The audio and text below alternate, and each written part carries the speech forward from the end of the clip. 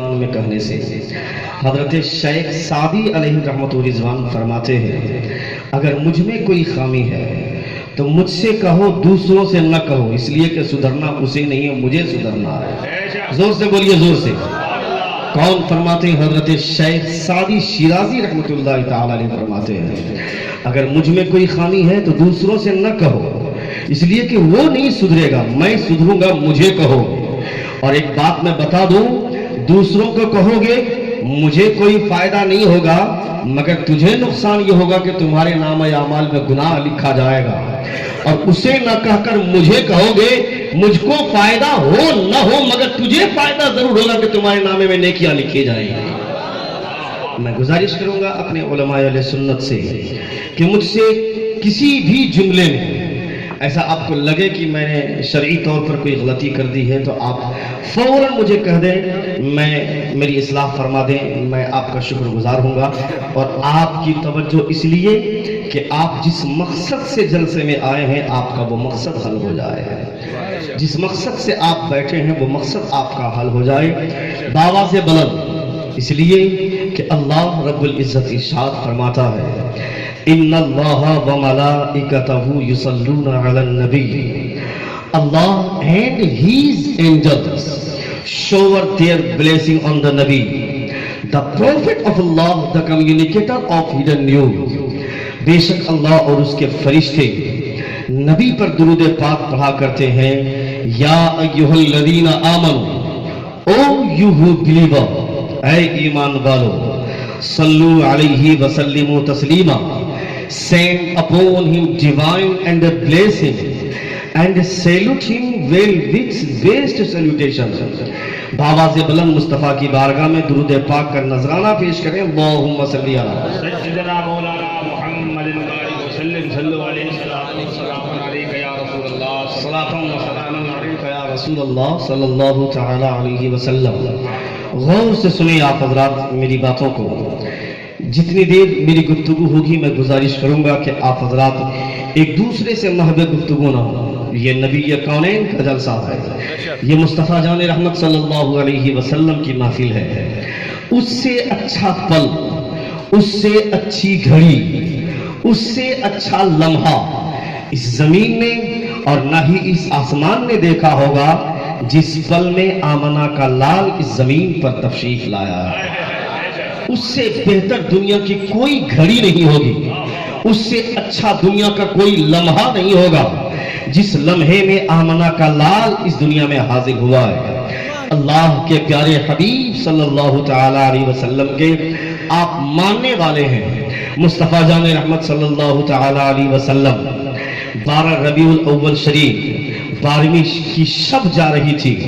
علماء کرام فرماتے ہیں کہ لیلۃ القدر سے زیادہ فضیلت 12ویں شریف کی شب رکھتی ہے۔ سبحان اللہ، سبحان اللہ۔ لیلۃ القدر سے زیادہ فضیلت اس لیے کہ قدر کی رات میں، لیلۃ القدر میں قرآن اترا ہے اور اس رات میں صاحب قرآن اس دنیا میں تشریف لایا ہے۔ اور اگر لیلۃ القدر کو اس بنیاد پر فضیلت ہے کہ اس میں آسمان سے فرشتے نازل ہوتے ہیں، تو اس رات کو اس بنیاد پر فضیلت ہے کہ فرشتوں کا آقا، تمام فرشتوں کا نہیں بلکہ تمام نبیوں کا آقا مصطفیٰ جان رحمت اس رات میں تشریف لایا ہے۔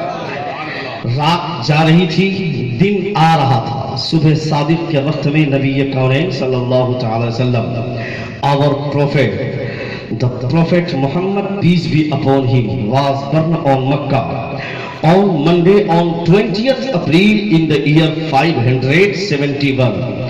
571 عیسوی میں نبی کونین صلی اللہ تعالی علیہ وسلم مکہ معظمہ میں تشریف لائے۔ میں بتانا یہ چاہتا ہوں میرا پیغمبر دنیا کے تمام پیغمبروں میں سب سے عظیم مرتبے پر فائز ہے۔ حضرت علامہ بوصیری فرماتے ہیں فاق النبیین فی خلق و فی خلق ولم یدانوہ فی علم ولا کرم۔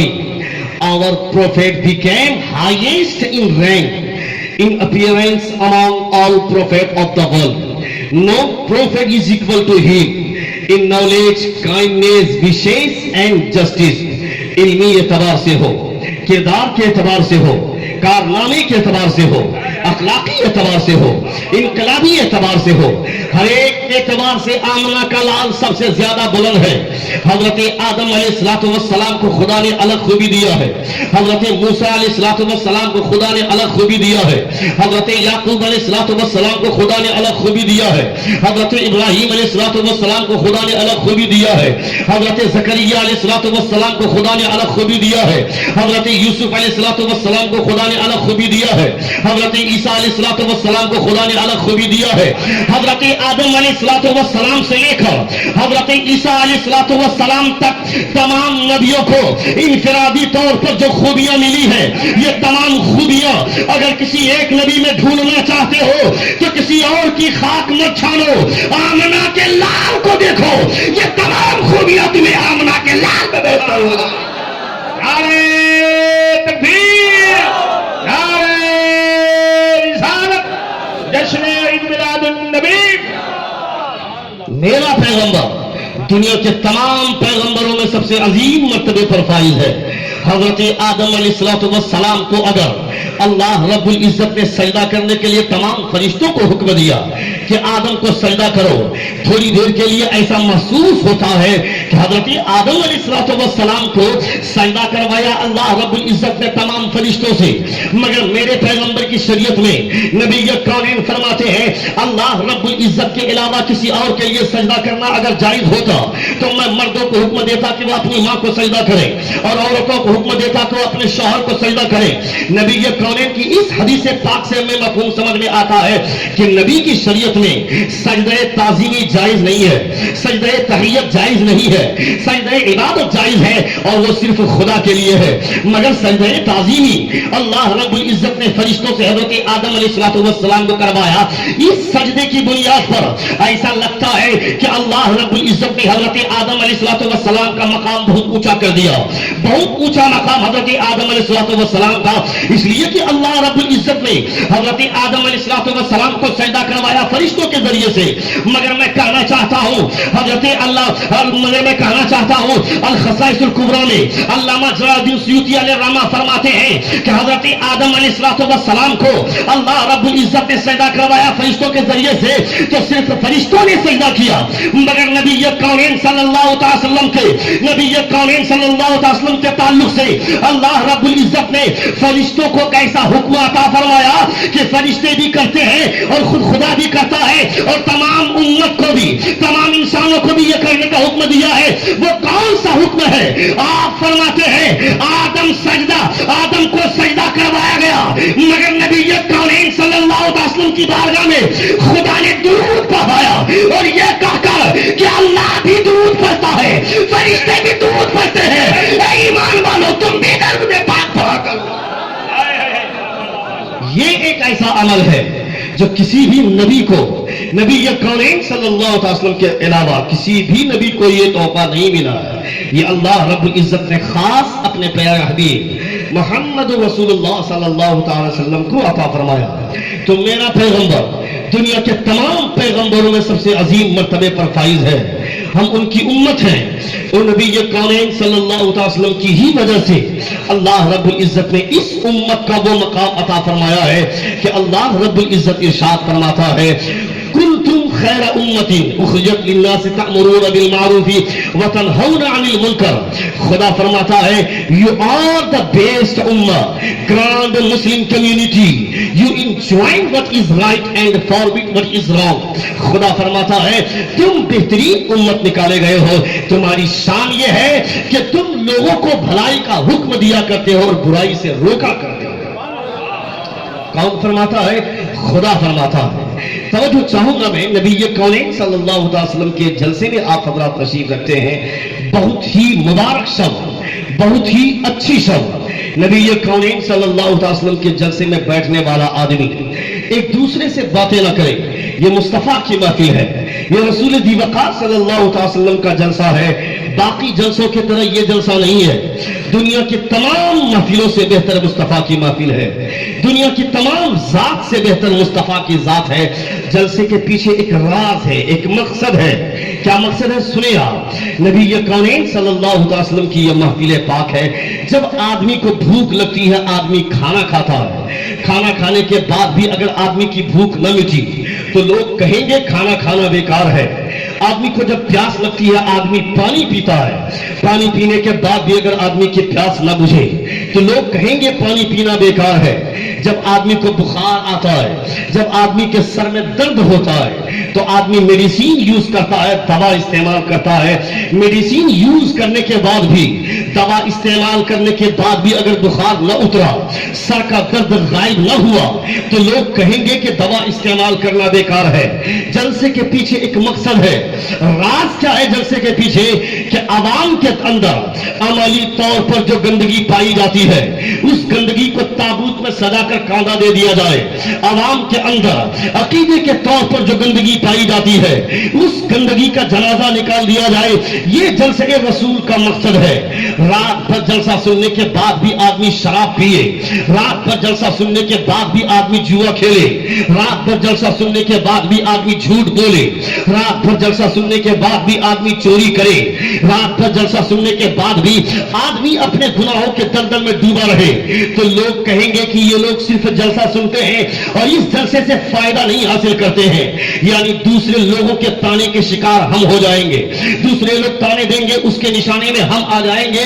اس لیے تمام مہمانیں، تمام نبی کونین صلی اللہ علیہ وسلم کے دیوانوں سے میں کہنا چاہوں گا کہ مصطفیٰ کی محفل ہے، ادب کے ساتھ بیٹھیں اور جو باتیں آپ کی سماعت کے حوالے ہو، آپ کی سماعت کے حوالے جو باتیں ہو، ان باتوں پر سب سے پہلے خدا بولنے والے کو عمل کی توفیق عطا فرمائے، بعدہ سننے والوں کو عمل کی توفیق عطا فرمائے۔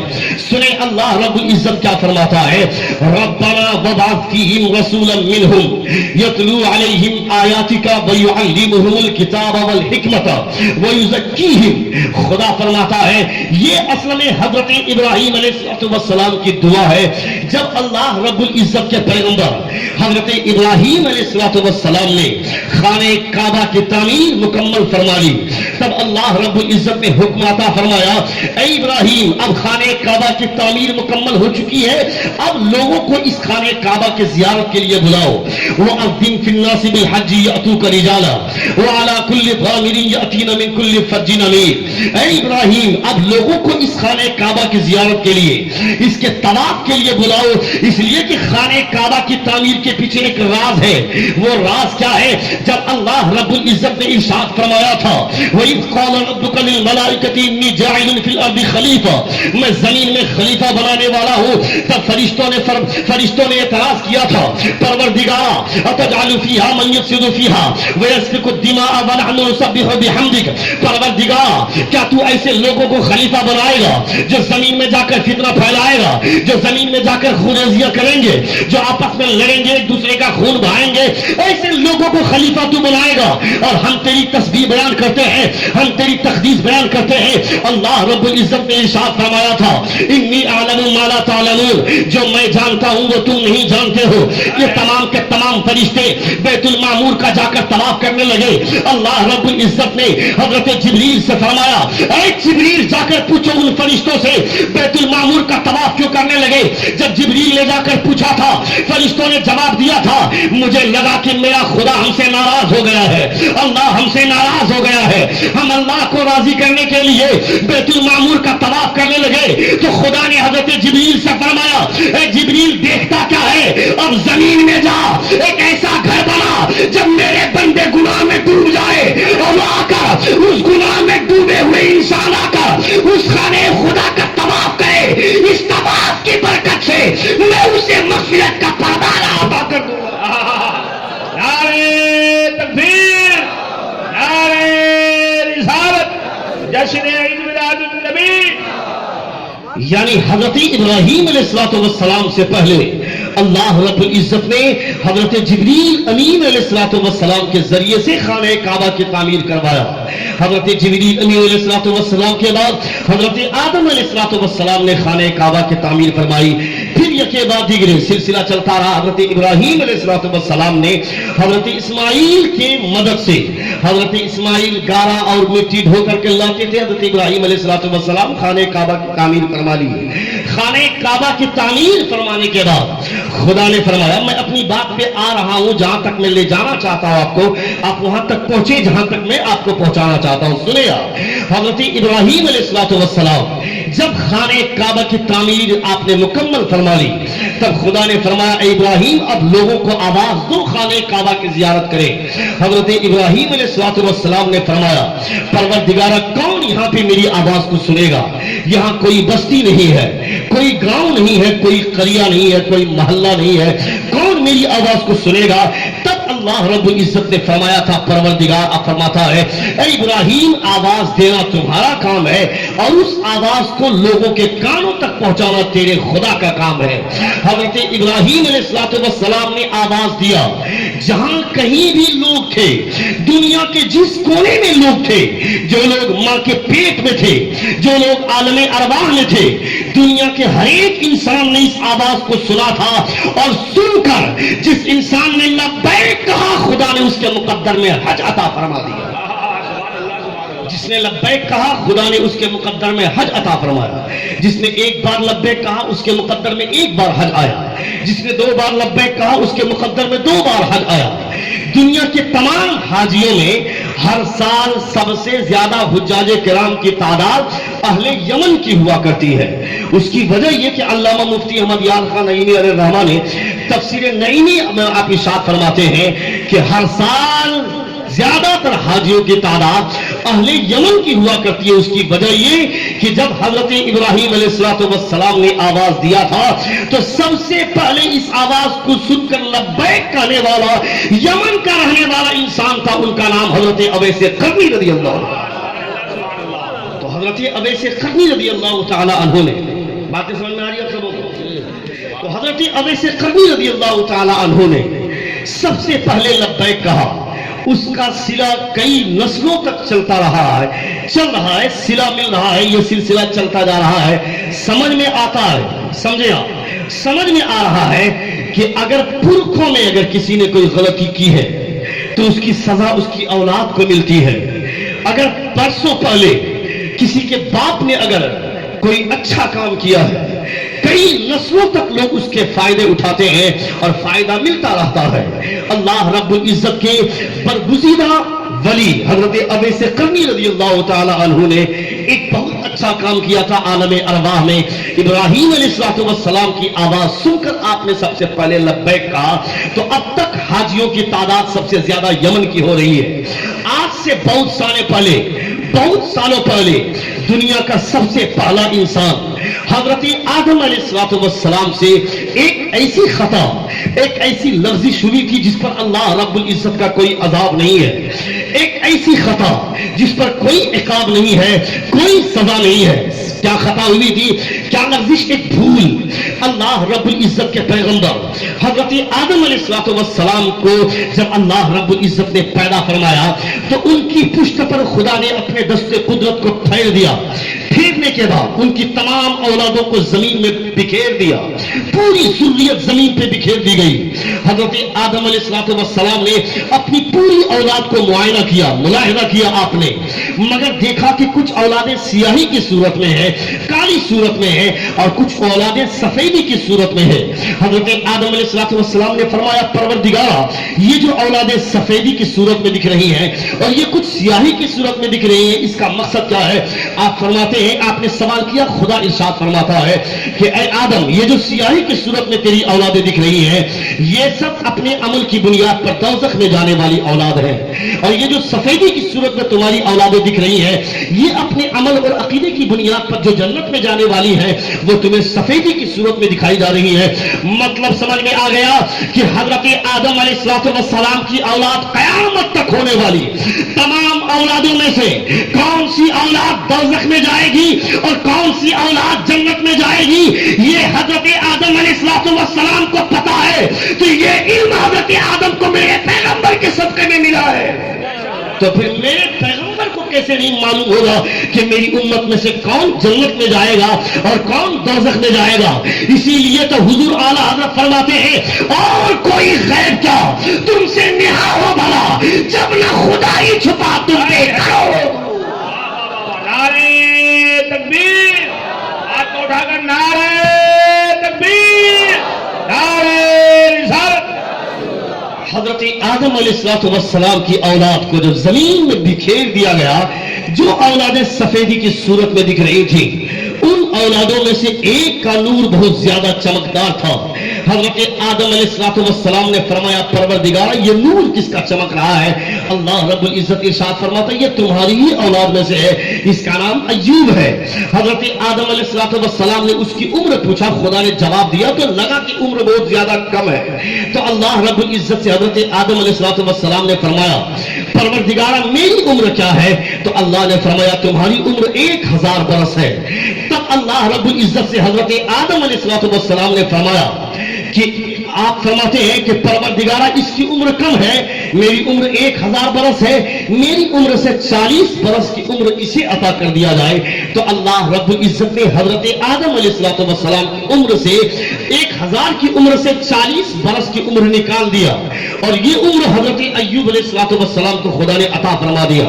960 साल तक हजरत आदम अलैहिस्सलाम इस दुनिया में रहे। 960 साल तक जब आप इस द्वारे फानी से कूच कर रहे थे, जब आपकी रिहलत हो रही थी मैदान बका की तरफ, तो आपकी औलाद की तादाद 1 लाख के करीब हो चुकी थी। हजरत आदम अलैहिस्सलाम की रूह निकालने के लिए जब हजरत मलकुल मौत तशरीफ लाते हैं, हजरत मलकुल मौत से हजरत आदम फरमाते हैं, क्या बात है, क्यों आए हो? हजरत मलकुल मौत फरमाते हैं कि आपकी रूह निकालने के लिए मैं आया हूं। हजरत आदम अलैहिस्सलाम फरमाते हैं, शायद तुम भूल रहे हो, अपनी काउंटिंग सही कर लो, अपना हिसाब दुरुस्त कर लो, मुझे खुदा ने 1000 बरस की उम्र अता फरमाया। हजरत मलकुल मौत फरमाते हैं, माफी चाहता हूं, आप अल्लाह के पैगंबर हैं, शायद आप भूल रहे हैं कि आपने अपनी उम्र से 40 बरस की उम्र अपने बेटे हजरत अय्यूब को अता फरमाया है। हजरत आदम अलैहिस्सलाम से यहां एक चूक हुई। नबी कौनैन फरमाते हैं, अगर ये भूल हजरत आदम से न हुई होती तो ये इंसान को भूलने की बीमारी कभी न हुई होती। कौन फरमाते हैं? पैगंबर आदम रसूल अमीन मोहम्मद रसूलुल्लाह सल्लल्लाहु अलैहि वसल्लम का इरशाद गिरामी हमें समझ में आ रहा है। यानी अगर पहलों ने अगर कोई अच्छा काम किया तो कई नस्लों तक उसके फायदे होते हैं, और अगर पहलों ने अगर कोई खता हो गई, उनसे कोई भूल हो गई, तो कई नस्लों तक उसकी सजा मिलती है। समझ में आ रहा है। इससे वो हजरात अपने होश के ना खुलने जो आज शराब पी रहे हैं और ये उम्मीद करते हैं कि मेरा बेटा कल का नमाजी बन जाएगा, वो ये होश के ना खुलने जो आज जुआ खेल रहे हैं, वो ये उम्मीद रखते हैं कि मेरा बेटा हाजी बन जाएगा, और अगर हज भी करेगा वो हराम कमाई से हज करेगा, हराम कमाई से हज करेगा, हलाल की नौबत नहीं आएगी। यानी आदमी अगर आज चाहता है कि मेरी नस्ल अच्छी हो जाए, मेरी औलाद अच्छी हो जाए, मैं दुनिया से चला जाऊं, मेरे दुनिया से चले जाने के बाद भी मेरी औलाद की वजह से लोग मेरा नाम अच्छे ढंग से ले, अच्छे तरीके से ले, तो याद रखें आज इंसान को तौबा करना चाहिए। और हजरत इब्राहिम अलैहिस्सलाम की इस दुआ का मकसद यही है। जब खाने काबा की तामीर फरमाई हजरत इब्राहिम अलैहिस्सलाम ने लोगों को आवाज दिया जियारत के लिए, जिस पत्थर पे खड़े होकर हजरत इब्राहिम अलैहिस्सलाम ने खाने काबा की तामीर फरमाई थी, उसी पत्थर पे खड़े होकर लोगों को खाने काबा की जियारत के लिए बुलाया था, और उसी पत्थर पे खड़े होकर तीसरा काम अंजाम देते हजरत इब्राहिम। पहला काम के खाने काबा की तामीर फरमाते हैं, और उस पत्थर की खुसूसियत यह है कि जैसे जैसे दीवार ऊंची होती जाती थी, पत्थर का कद ऊंचा होता जाता था। ये उस पत्थर की खुसूसियत है। और उसी पत्थर पे दूसरा काम आप ये करते हैं कि लोगों को खाने काबा की जियारत के लिए बुलाते हैं। तीसरा काम और सबसे अहम काम आप क्या करते हैं? उस पत्थर पे खड़े होकर आप दुआ फरमाते हैं। ربنا وبعث فیہم رسولا. Our Lord, you have to send a noble messenger. You have to send a noble prophet. پروردگار ہم نے خانہ کعبہ کی تعمیر تو کر دیا مگر اس کو آباد کون کرے گا؟ اس کو آباد کون کرے گا؟ اس کی عظمت کون بتائے گا؟ اس کا مقام کون بتائے گا؟ اے پروردگارہ خانہ کعبہ کی تعمیر ہم نے کر دیا مگر اب اس جگہ پہ ایک ایسا رسول بھیج دے who will recite your verses, جو تیری آیت کی تلاوت کرے, who will teach your book and wisdom, جو تیری کتاب اور حکمت کی تعلیم دے, who will purify them, جو لوگوں کے دل اور دماغ کو صاف کرے اندر سے بھی باہر سے بھی. یہ حضرت ابراہیم علیہ السلام کی دعا ہے. حضرت ابراہیم علیہ السلام نے بہت سارے رسول بھیجنے کی دعا نہیں فرمائی تھی, ایک رسول کو بھیجنے کی دعا کی تھی. یعنی حضرت ابراہیم جانتے تھے جو تمام نبی مل کر کام نہ کر سکیں گے وہ تنہا آمنہ کا لال پوری دنیا میں انقلاب برپا کرے گا.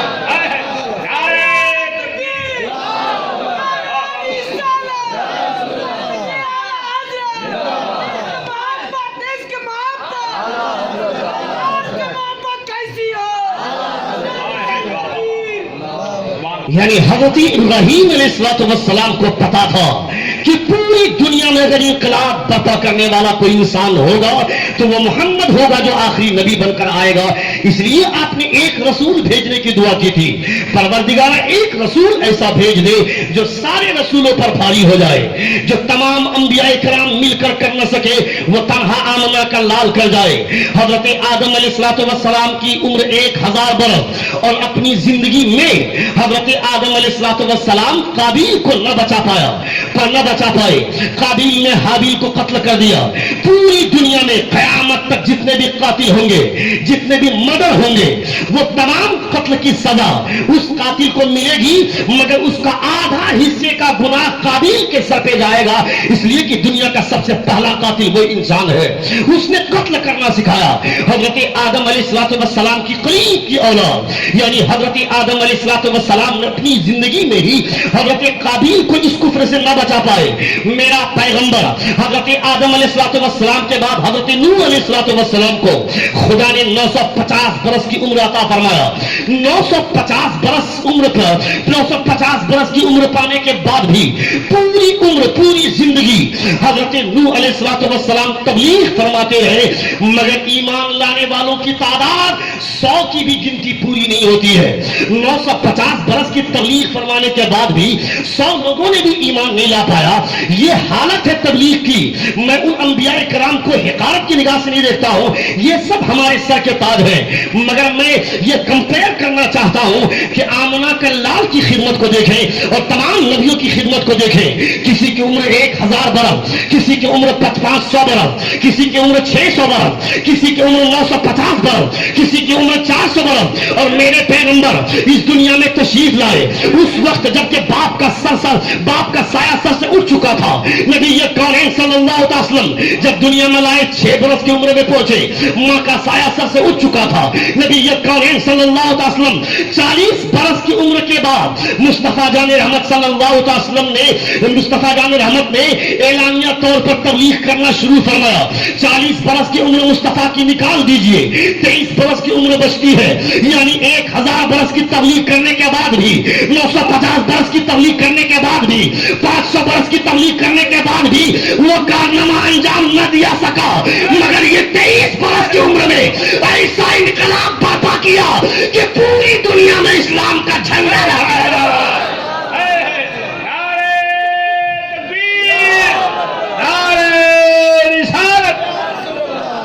پوری دنیا میں اسلام کا پرچم لہرایا گیا ہے. یہ کس کی بدولت ہے؟ یہ میرے پیغمبر کی بدولت ہے, مصطفیٰ جان رحمت صلی اللہ تعالی علیہ وسلم کی بدولت ہے.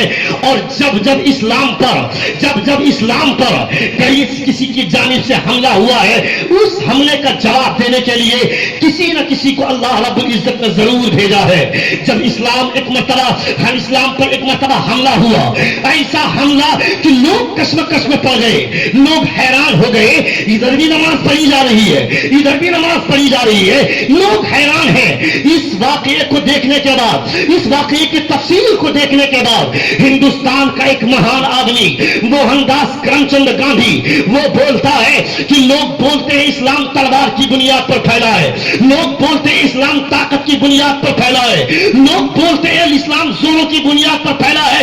लोग क्या बोलते हैं मुझे इससे कोई फर्क नहीं पड़ता है, मगर माई fact is that the progress of Islam does not depend on the use the sword bye it's believers but it is the result of supreme sacrifice of इमाम Hussain the great Saint. Mohandas Karamchand Gandhi बोलता है इस्लाम तलवार की बुनियाद पर नहीं, इस्लाम ताकत की बुनियाद पर नहीं, इस्लाम जोरों की बुनियाद पर नहीं।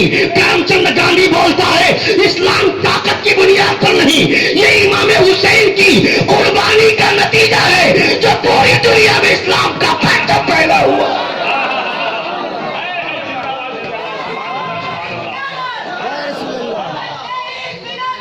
जिंदाबाद, अल्लाहू अकबर, या रसूल अल्लाह। मोहनदास करमचंद गांधी बोलता है, हिंदुस्तान का एक महान आदमी बोलता है माई fact is that the progress of Islam does not depend on the use the sword by its believer but it is the result of supreme sacrifice of Imam Hussein the great saint। ये इमाम हुसैन की कुर्बानी का नतीजा है जो पूरी दुनिया में इस्लाम का परचम फैला हुआ है। वो क्या बोलते हैं पूरी दुनिया में इस्लाम का परचम फैला हुआ है, ये इमाम हुसैन की कुर्बानी का नतीजा है। नबी कौनैन सल्लल्लाहु अलैहि वसल्लम का नवासे ने अगर सर न कटाया होता तो इस्लाम हम तक पहुंचता नहीं। सुने गौर से, हमारे पास इतना टाइम कहां है कि हम आज इस्लाम की हिस्ट्री पढ़े, हमारे पास इतना वक्त कहां है कि इस्लाम की तारीख पढ़े। दिन से 24 घंटे, दिन और रात में 24 घंटे होते हैं, 24 घंटा ये इंसान गुनाह में डूबा रहता है। इसे कैसे पता चलेगा इस्लाम कैसे फैला है, इसे कैसे पता चलेगा कि कितनी कुर्बानियां दी गई हैं, तब इस्लाम का परचम आज पूरी दुनिया में फैला है। मोहनदास करमचंद गांधी ने कहा मगर हिंदुस्तान की एक माहिर शिक्षाविद, आंध्र प्रदेश की एक माहिर शिक्षाविद लेडी मोहतरमा सरोजनी नायडू बोलती है, वो बोलती है आई congratulate Muslims that from them Hussain a great human being was born who is reverted and honoured the totally bye all community. वो बोलती है मैं पूरी दुनिया में मुसलमानों को मुबारकबादी पेश करना चाहती हूं इसलिए कि खुदा ने उनके बीच में किसी और को नहीं इमाम हुसैन को पैदा करवाया है, किसी और को नहीं इमाम हुसैन को पैदा फरमाया है। वो बोलती है ऐ हुसैन तुमने तो जंग का नक्शा ही पार दिया, किसी की जान लेकर बाजी जीत लेना, किसी को मार कर बाजी जीत लेना, ये तो आसान काम है, ये तो आसान काम है, पूरी दुनिया के लोग करते हैं। पूरी दुनिया के लोगों की हालत यही है, अपनी बाजी जीतनी है, किसी को मार दिया बाजी जीत गए, किसी को कत्ल कर दिया बाजी जीत गए, किसी को हलाक कर दिया बाजी जीत गए। मगर ऐ हुसैन खुद को मारकर जंग जीतने का हुनर अगर कहीं सीखना चाहते हो तो कहीं और मत जाओ, हुसैन के दरवाजे पे चले जाओ, ये तुम्हें हुनर वहीं से मिल जाएगा। सुभान अल्लाह,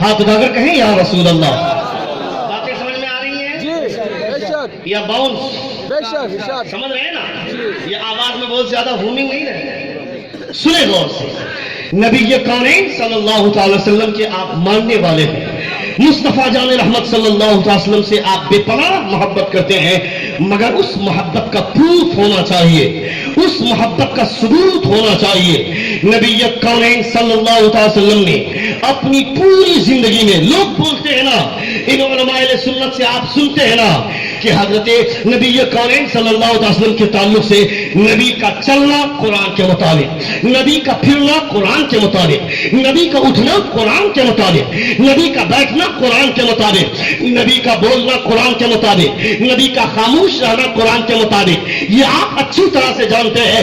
मगर मैं आपसे कहना चाहता हूं, हजरत नबी कौनैन सल्लल्लाहु अलैहि वसल्लम पर कुरान मुकद्दस का नुज़ूल 40 साल के बाद हुआ है। 40 साल के बाद कुरान का नुज़ूल शुरू हुआ है।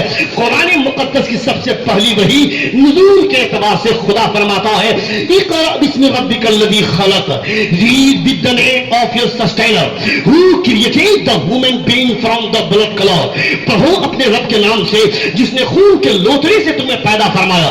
ये कुरान की सबसे पहली वही नाज़िल होने के एतबार से मैं कहना चाहता हूं, नबी कौनैन सल्लल्लाहु अलैहि वसल्लम का चलना फिरना, उठना बैठना, खाना पीना, हर एक अमल मुस्तफा का कुरान के मुताबिक है। नबी कौनैन पर कुरान नाजिल, कुरान का नुज़ूल शुरू हुआ 40 साल के बाद। तो 40 साल पहले मुस्तफा किस तरह चलते थे, 40 साल पहले मुस्तफा कैसे बोलते थे, 40 साल पहले मुस्तफा के हरकतों सकरात कैसे थे, मतलब समझ में नहीं आ रहा? समझिए, यानी अल्लाह रब्बुल इज्जत ने, अल्लाह रब्बुल इज्जत के प्यारे हबीब सल्लल्लाहु अलैहि वसल्लम की पूरी जिंदगी जब से पैदा हुए हैं तब से लेकर इस दारे फानी से कूच फरमाने तक पूरी जिंदगी मुस्तफा की कुरान के मुताबिक है। 40 साल के बाद नबी कौनैन पर कुरान का नाजिल होना शुरू हुआ है।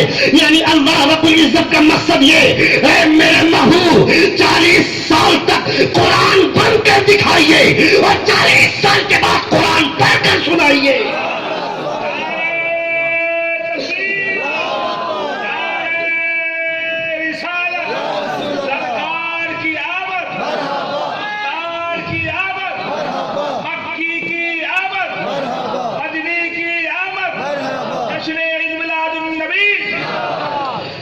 मेरे महबूब 40 साल तक कुरान बनकर दिखाइए और 40 साल के बाद कुरान पढ़कर सुनाइए।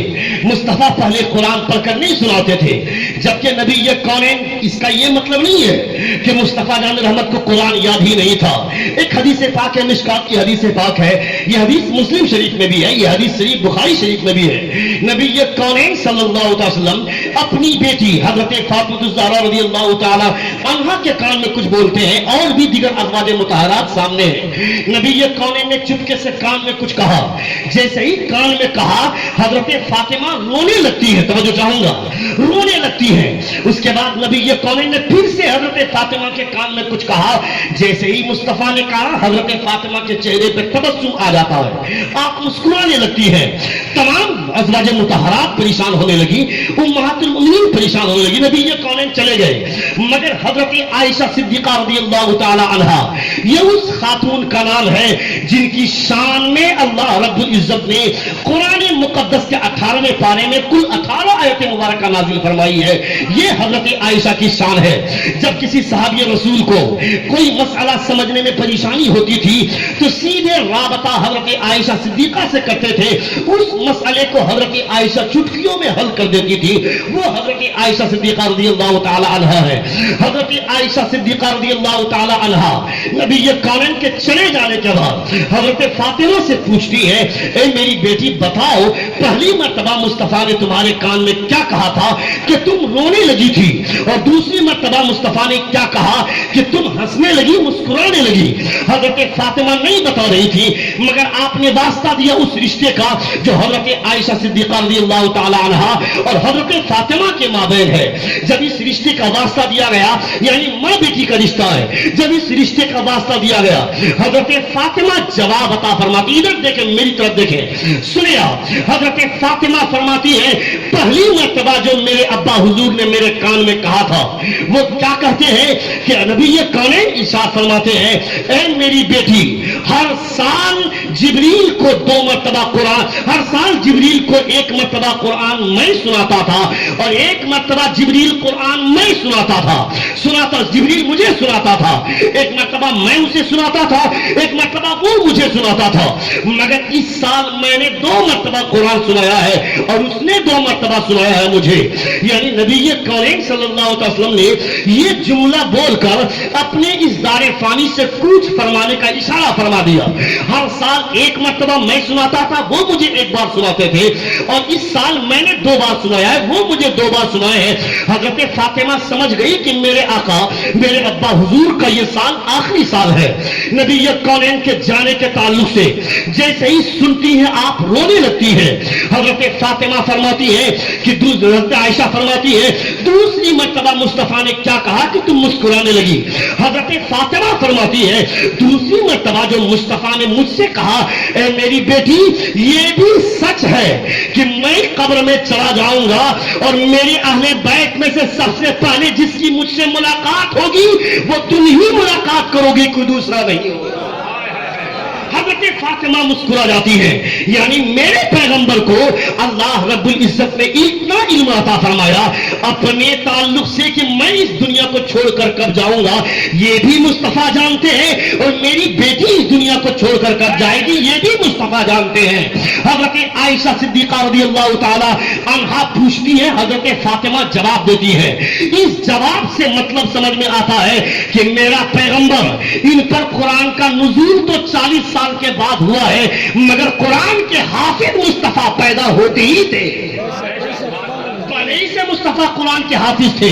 اگر ایسا نہ ہوتا تو جب سورتیں نازل ہوتی تھی, جب آیتیں نازل ہوتی تھی, علماء سنت توجہ کا طالب ہوں, ان علماء سنت سے پوچھے آپ مصطفیٰ پر جب آیت اترتی تھی آپ فرماتے تھے اس آیت کو فلاں آیت کے بغل میں لکھو, اس آیت کو فلاں آیت اور فلاں آیت کے بیچ میں لکھو, اس آیت کو فلاں پارے میں فلاں سورت میں فلاں آیت کے بعد لکھنا.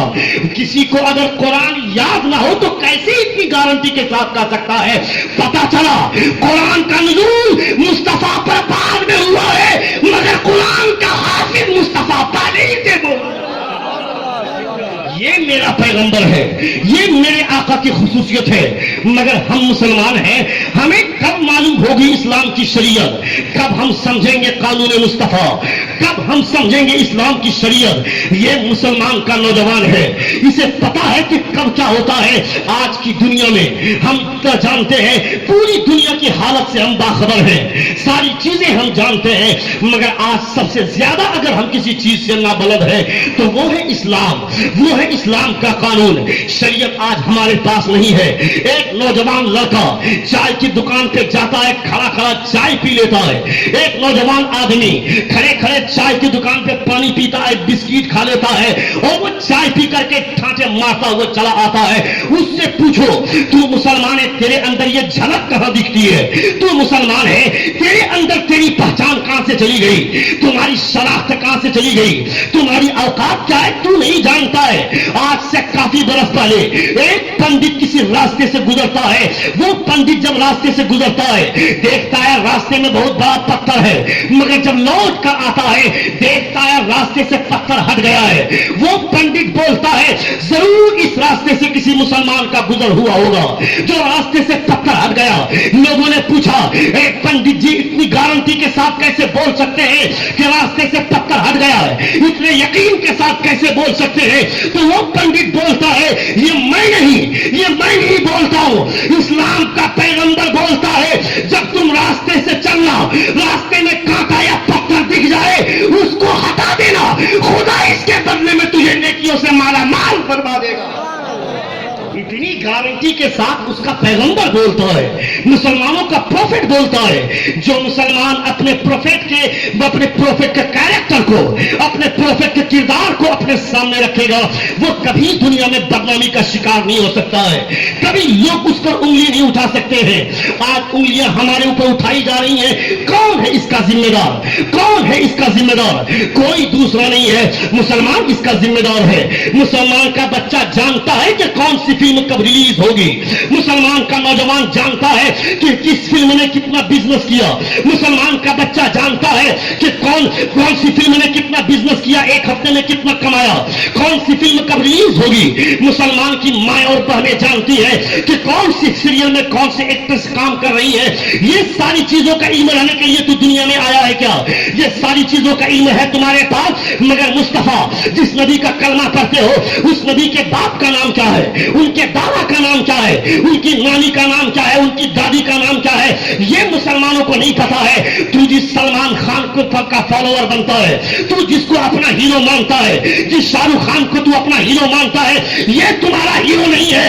न सलमान खान तुम्हारा हीरो है, न शाहरुख खान तुम्हारा हीरो है। अगर किसी खान को अपना हीरो बनाना है तो बरेली के अहमद रजा खान को अपना हीरो बनाओ। इससे बेहतर हीरो दुनिया का कोई नहीं हो सकता है।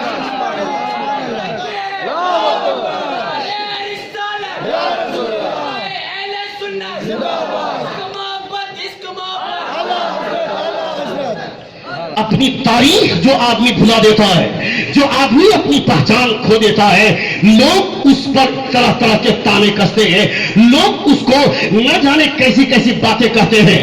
आज हमारा कैरेक्टर इतना धस गया, हम गुनाह के दलदल में ऐसे डूब गए। चोरी करता है ये मुसलमान, जिना करता है ये मुसलमान, डकैती करता है ये मुसलमान, झूठ बोलता है ये मुसलमान। कल तक हमारी पहचान इतनी साफ थी कि लोग देख लेते थे तो ये समझ में आ जाता था ये कोई दूसरा नहीं है, ये पैगंबर आजम का कलमा पढ़ने वाला जा रहा है। मेरा किरदार बताता था, हमारा कैरेक्टर बताता था कि हम किसके मानने वाले हैं। मगर आज घंटा 2 घंटा बात करने के बाद भी ये पता नहीं चल पाता है कि ये आदमी मुसलमान है या गैर मुस्लिम है, ये हमें पता नहीं चल पाता है। यानी हमने अपने आप को इतना गिरा दिया, हम इस दलदल में फंस गए। नबी करीम सल्लल्लाहु अलैहि वसल्लम ने इस जमीन पर आने के बाद सबसे पहला काम अगर मुस्तफा ने किया है तो लोगों के दिलों को साफ किया है, अंदर और बाहर से मुस्तफा ने चेंज किया है। हजरत इब्राहिम की दुआ थी, who will recite your verses, who will teach your book and wisdom, who will purify them। एक ऐसा रसूल जो तेरी आयत की तिलावत करे, एक ऐसा रसूल जो तेरी किताब और हिकमत की तालीम दे, एक ऐसा रसूल जो लोगों के अंदर और बाहर से साफ करे। मुस्तफा ने जमीन में आने के बाद सबसे पहला काम अगर किया था तो लोगों के दिलों को साफ किया था। जब लोगों का दिल साफ हो गया, वो लोग कैसे, जो लोग काफले को लूटा करते थे अचानक कहने लगे अब काफला लूटा नहीं जाएगा, काफले को मंजिल बताया जाएगा, काफले को मंजिल तक पहुंचाया जाएगा। जो लोग काफले को लूटा करते थे वो काफले के मुहाफिज बन गए। जो लोग इन औरतों की इज्जत के साथ खिलवाड़ गवारा करते थे अब वो कहने लगे औरतों की इज्जत के साथ खेला नहीं जाएगा, औरत की इज्जत हिफाजत की जाएगी, उसको बचाया जाएगा। यानी जंग के दौरान भी अगर किसी ने औरत की हिफाजत की है तो वो मुसलमान का बच्चा है, दूसरा नहीं है। वाह वाह वाह, नारे तकबीर, नारे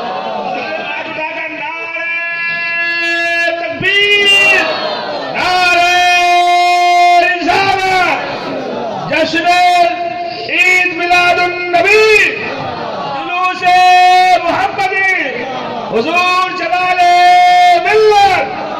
Who will recite your verses, who will teach your book and wisdom, who will purify them। जो लोगों के दिलो दिमाग को साफ करे।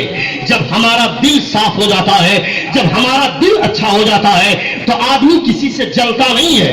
आज हर आदमी सेल्फिश बन गया, आज हर आदमी एक दूसरे से जलने लगा, एक दूसरे से हसद करने लगा। जब तक कोई हमें सैल्यूट नहीं करता है हम उसे सैल्यूट नहीं करते।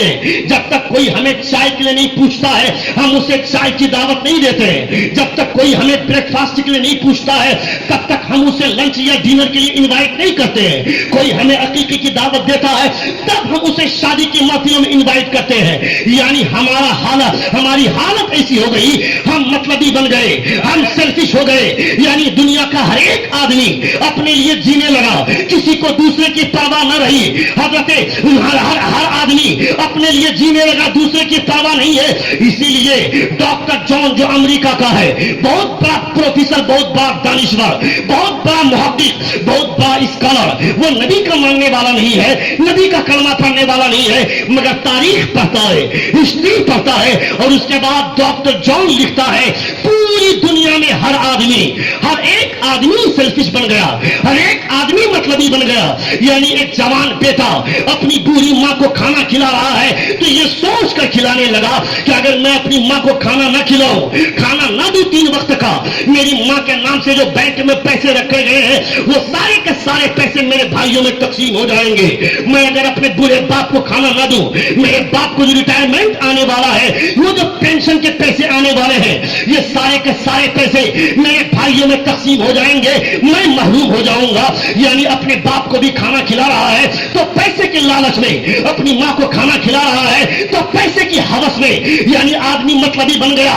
ڈاکٹر جان لکھتا ہے, وہ بولتا ہے دنیا میں ہر آدمی اپنے لیے جیتا ہے, وہ کون ایسا آدمی ہے جو اپنے لیے نہیں. ڈاکٹر جان بولتا ہے دنیا میں ایک آدمی ایسا ہے, وہ آمنہ کلال ہے جو اپنے لیے نہیں غیروں کے لیے جیا کرتا ہے. وہ آمنہ کلال ہے جو اپنے لیے نہیں غیروں کے لیے جیا کرتا ہے. ڈاکٹر جان بولتا ہے the prophet of Islam, he giving money to the poor man, feeding food the hungry man, dressing garment the poor person and talking kindly with them. وہ بولتا ہے اسلام کے پیغمبر کی ہسٹری ہم نے پڑھا ہے, اسلام کے پیغمبر کی تاریخ ہم نے پڑھا ہے, میں نے پڑھا ہے ان کی زندگی کو. the prophet of Islam, he giving money to the poor man. جب مصطفیٰ کسی غریب سے ملاقات کرتے تھے, جب تک پیسوں سے نواز نہ دیتے تھے مصطفیٰ کو چین نہیں ملتا تھا.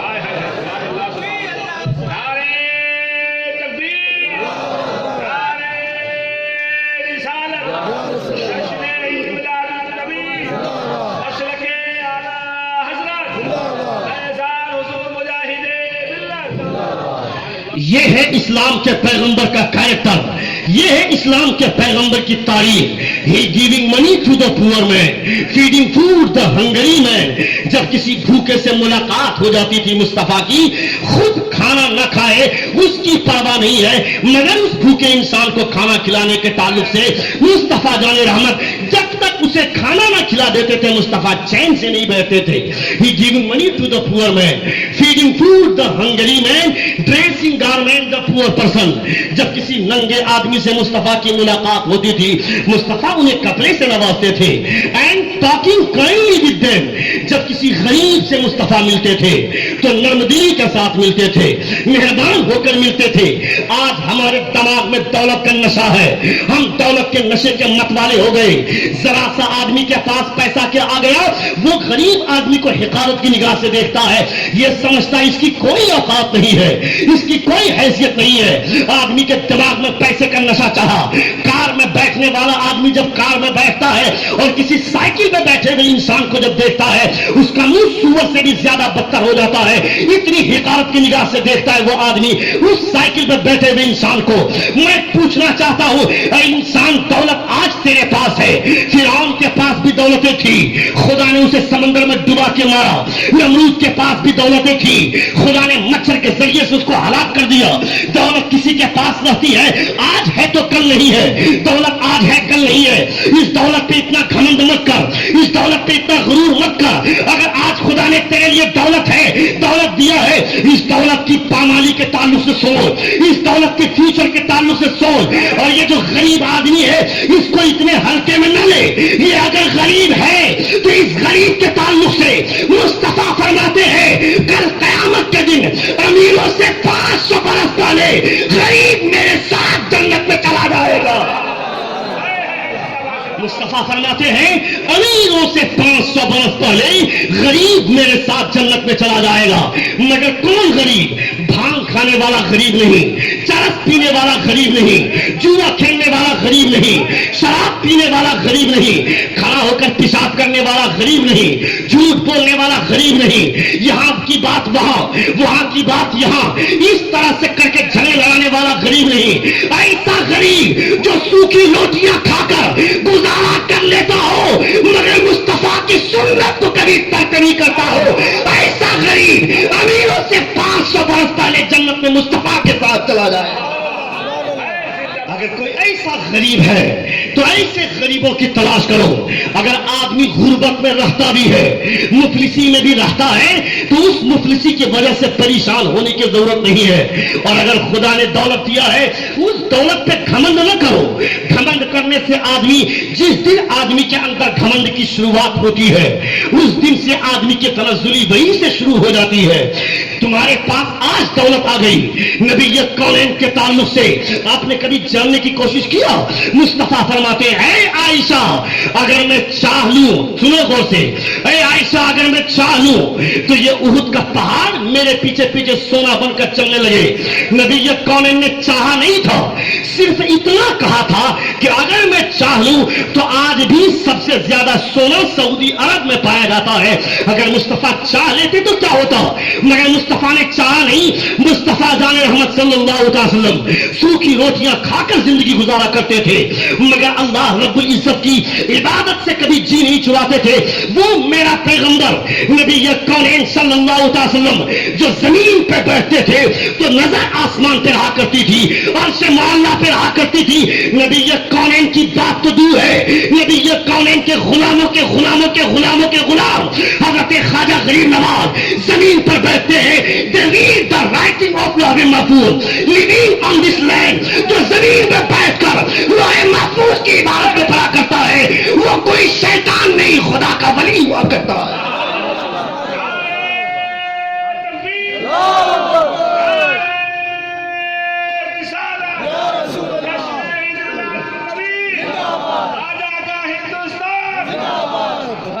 کون بولتا ہے؟ وہ میرا خواجہ خواجہ غریب نواز ہندوستان میں آئے. ہندوستان میں آنے کے بعد کوئی کہہ سکتا ہے خواجہ غریب نواز کے ہاتھ میں تلوار تھی؟ کون سا بم لے کر آیا تھا غریب نواز؟ کون سی تلوار تھی خواجہ غریب نواز کے پاس؟ کوئی تلوار نہیں تھی, کوئی بم نہیں تھا, کوئی بندوق نہیں تھی. حضرت خواجہ غریب نواز کے پاس صرف ایک بوریا اور ایک کٹورا تھا خواجہ غریب نواز کے پاس. کیسے پورے ہندوستان میں خواجہ غریب نواز نے اسلام کا پرچم لہرایا؟ جھوٹ بول کر نہیں, لوگوں کو دھوکہ دے کر نہیں, لوگوں کو بالا پھسلا کر نہیں, یہ تصوف کا پیغام لے کر دنیا میں آئے تھے. ہندوستان کی حالت ایسی تھی, جو انسان راجپوت ہوتا تھا, جو برہمن ہوتے تھے, ان کو بہت زیادہ عزتیں دی جاتی تھی, ان کا بہت مقام اونچا تھا. مگر جو تھرڈ کلاس, مگر وہ آدمی جو یادو کلاس کے آدمی ہے, جو تھرڈ کلاس کے آدمی ہے, ان کو لوگ حقارت کی نگاہ سے دیکھتے ہیں. بوم اور چمار ٹائپ کے آدمی کو لوگ حقارت کی نگاہ سے دیکھتے تھے. جس گلاس میں ڈوم پانی پی لیتا تھا, جس گلاس میں چمار پانی پی لیتا تھا, اس گلاس میں کوئی دوسرا راجپوت یا برہمن پانی نہیں پی سکتا ہے. اس گلاس کو توڑ دیا جاتا تھا. جس بستر میں ایک یادو بیٹھ جائے, جس بستر میں ڈوم اور چمار بیٹھ جائے, اس بستر پہ کوئی راجپوت یا برہمن نہیں بیٹھ سکتا تھا. یہ ہندوستان کا کلچر تھا. مگر غریب نواز نے آ کر اسلام کا پیغام دیا. اب وہ کل کا غیر مسلم ہے, مگر آج مسلمان ہے. وہ کل کا بھنگی اور چمار ہو سکتا ہے, مگر آج کا مسلمان ہے تو وہ وہاں پہ کھڑا ہوتا ہے جہاں پہ پٹھان کھڑا ہو رہا ہے, وہ وہاں پہ کھڑا ہوتا ہے جہاں پہ سید اور شیخ کھڑا ہو رہا ہے. یہ جو عزت دیکھا, تو اس عزت کو دیکھ کر کلمہ پڑھنے پر مجبور ہوا. تو اس میں اسلام کا قصور کیا ہے؟ اسلام تعلیم دیتا ہے. آ گیا اے لڑائی میں اگر وقت نماز, کتنا روحوں کی زمین پہنچ ہوئی, قوم حجاز ایک ہی صف میں کھڑے ہو گئے. محمود آیا, نہ کوئی بندہ رہا, نہ کوئی بندہ رہا.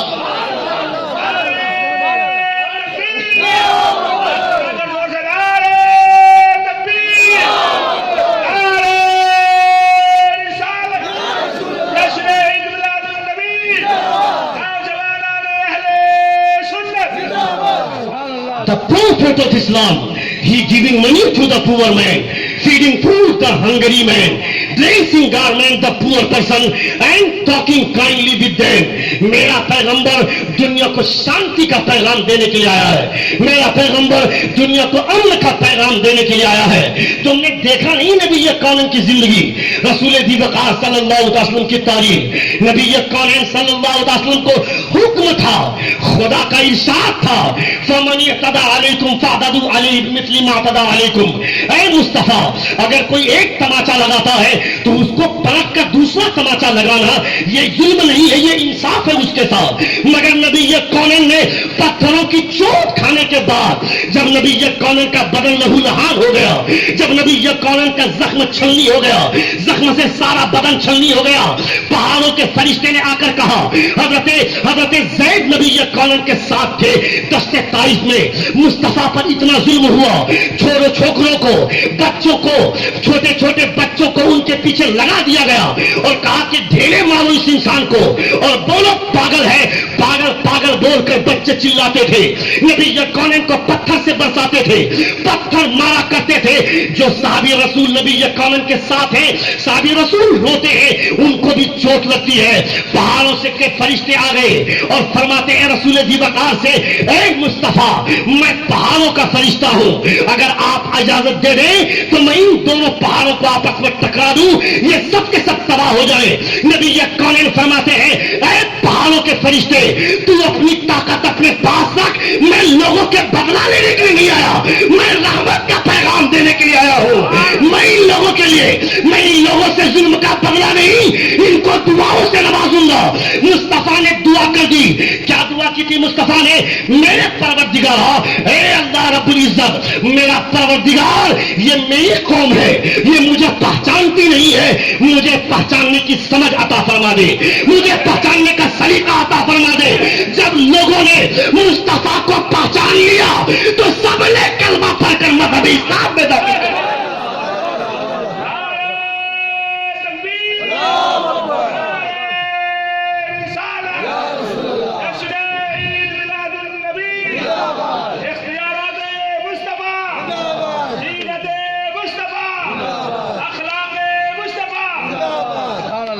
یہ میرا پیغمبر کی تاریخ ہے، یہ میرے پیغمبر کی ہسٹری ہے۔ مسلمان یاد رکھو، ہوش کے ناخن لو، خبردار خبردار، اسلام تلوار کی بنیاد پر نہیں، طاقت کی بنیاد پر نہیں، اسلام خوشبو کی بنیاد پر پھیلا ہے۔ اسلام اپنی خوشبو کو جب پھیلاتا ہے تو جب آدمی اس خوشبو کو محسوس کرتا ہے تو بذات خود کلمہ پڑھنے پر مجبور ہو جاتا ہے۔ یہ اسلام بتاتا ہے۔ اسلام کو بدنام کرنے والے انسان تیرے جیسے لوگ ہیں۔ اپنا نام عبد الغفور رکھا ہے، اپنا نام عبد الجبار رکھا ہے، باپ کا نام عبد الرحیم ہے، بیٹے کا نام عبد الغفور ہے، چچا کا نام عبد الجبار ہے، مگر کام اتنا کھلونا۔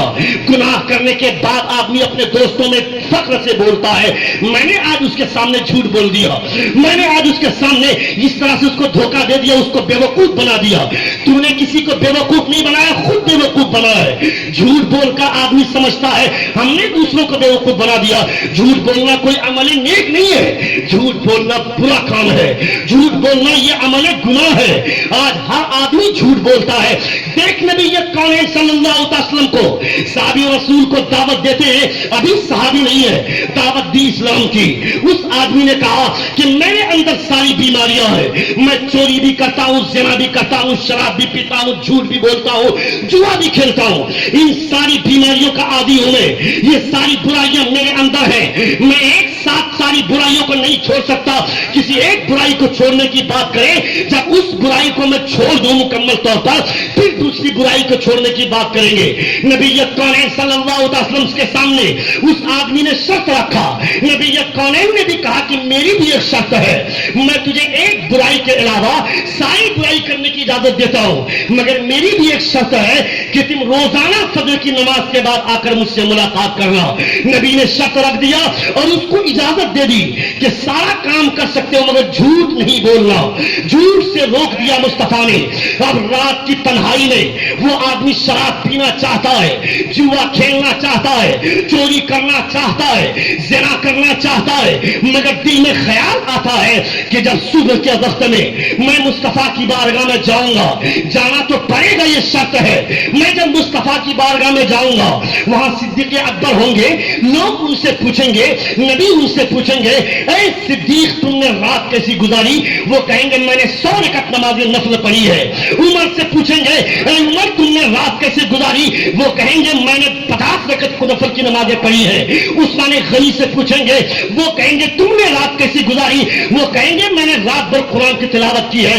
میں کیسے کر سکتا ہوں کہ شراب پی کر آ رہا ہوں؟ اور اگر یہ نہ بولوں تو اسی چیز سے تو مصطفیٰ نے جھوٹ سے روکا ہے، اسی چیز سے تو روکا ہے کہ جھوٹ نہیں بولنا۔ اگر یہ نہیں بولتا ہوں تو جھوٹ بول دیتا ہوں، اور جھوٹ بولنے سے مصطفیٰ نے روک دیا ہے۔ رات بھر سوچتے سوچتے وہ آدمی پریشان ہو گیا۔ صبح کی سفیدی نمودار ہونے کے بعد مصطفیٰ کے قدموں میں آ کر گرتا ہے اور بولتا ہے قربان تیری ذات پر، اے مصطفیٰ آپ نے مجھے ایک ایسے برائی سے روک دیا ہے جس کی برکت سے تمام برائیاں مجھ سے اپنے آپ چھوٹ گئی ہیں۔ یہ میرے پیغمبر کی حکمت ہے۔ مگر آج مسلمان صبح سے شام تک جھوٹ بولتا ہے۔ عید کے موقع سے جب آدمی کپڑا خریدنے جاتا ہے، ایک معمولی سا کام، کپڑا خریدنے جا رہا ہے، 500 روپے کی ساڑی خریدا، بیوی کو آ کر بولتا ہے میں نے 1000 روپے میں خریدا ہے۔ اگر اس سے پوچھا جائے بیوی سے جھوٹ بولنے کی ضرورت کیا ہے تو وہ آدمی پلٹ کر بولتا ہے مولانا میرے گھر کی حالت آپ نہیں جانتے، میں اچھی طرح سے جانتا ہوں۔ میری بیوی کو اگر میں بول دوں 500 روپے کی ساڑی خرید کر لایا، میری بیوی مجھ پر چڑھ جائے گی اور یہ کہے گی میں 500 روپے کے لائق رہ گئی ہوں، اب مجھ سے آپ میرے پیچھے شادی سے پہلے میرے پیچھے لڈو کی طرح گھومتے تھے اور آپ 500 روپے کی ساڑی لا کر کے دے رہے ہو، اس چکر میں مجھے جھوٹ بولنا پڑتا ہے۔ میں پوچھنا چاہتا ہوں ایک بے وقوف انسان اس بیوی کے لیے جھوٹ بول رہا ہے، اس کے تعلق سے سوچتا ہے کہ وہ ناراض ہو جائے گی، مگر یہ سوچا جھوٹ بولنے سے مصطفیٰ ناراض ہو جائیں گے تو کیا ہوگا؟ مصطفیٰ ناراض ہو جائیں گے تو کیا ہوگا؟ بیوی کے در سے جھوٹ بول سکتا ہے تو خدا کے در سے جھوٹ سے رک کیوں نہیں سکتا ہے؟ بیوی کے در سے، بچے کے در سے جھوٹ بول سکتا ہے تو مصطفیٰ کے در سے جھوٹ سے پرہیز کیوں نہیں کر سکتا ہے؟ یہ کیوں نہیں سوچتا ہے کہ مصطفیٰ ناراض ہو جائیں؟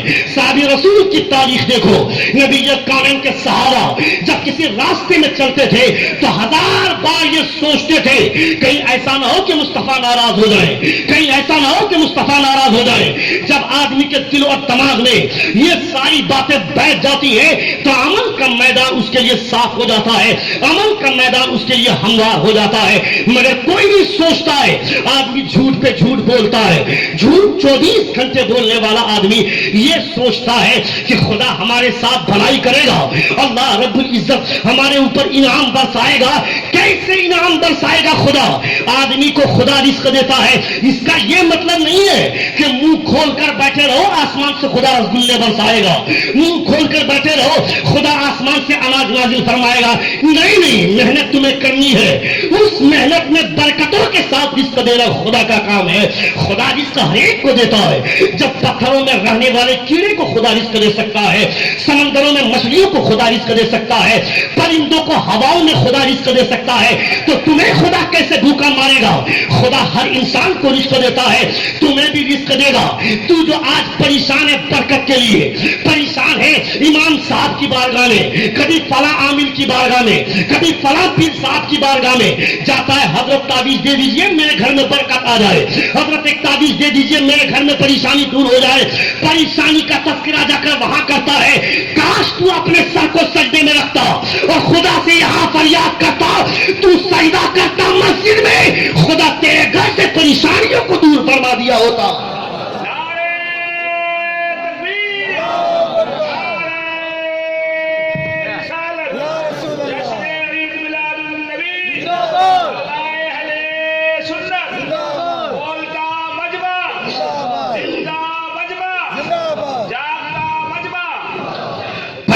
پریشان ہر آدمی کامیابی کے لیے۔ میرا بیٹا انجینئرنگ کا ایگزام دے رہا ہے، حضرت ایک تعویذ دیجئے اچھے نمبر سے کوالیفائی کر جائے۔ میرا بیٹا ڈاکٹری حاصل کر رہا ہے، ڈگری لینے والا ہے، ایک تعویذ دے دیجئے کہ میرا بیٹا کامیاب ہو جائے۔